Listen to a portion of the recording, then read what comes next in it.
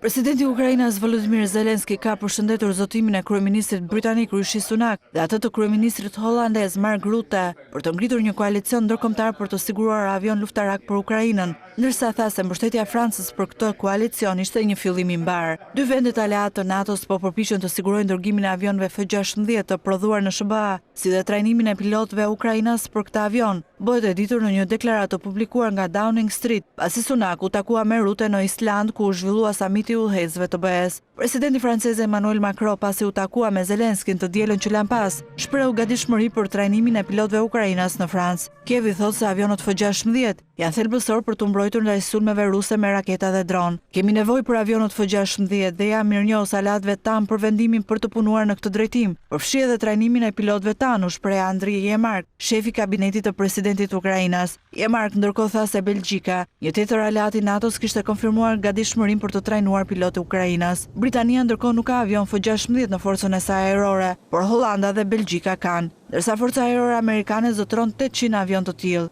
Avionët F-16, të cilët fluturuan për herë të parë në 1978, prodhohen me kosto të ulët dhe kanë sistem armatimi të performancës së lartë. Këta avion me një motor mund të veprojnë dhe fluturojnë në të gjitha kushtet e motit. Deri tani Ukraina ka përdorur avion të kohës së ish-bashkimit sovjetik, të cilat i ka patur në zotërim që para pushtimit rus, por edhe i janë dërguar nga shtete të tjera europiane si Polonia, që dikur kanë qenë pjesë e atij bashkimi. Ndërkohë që pavarësisht kërkesave të përsëritura të Zelenskit për F-16, shumë aleatë të Ukrainës kanë nguruar të dërgojnë Kievit mjete të tilla.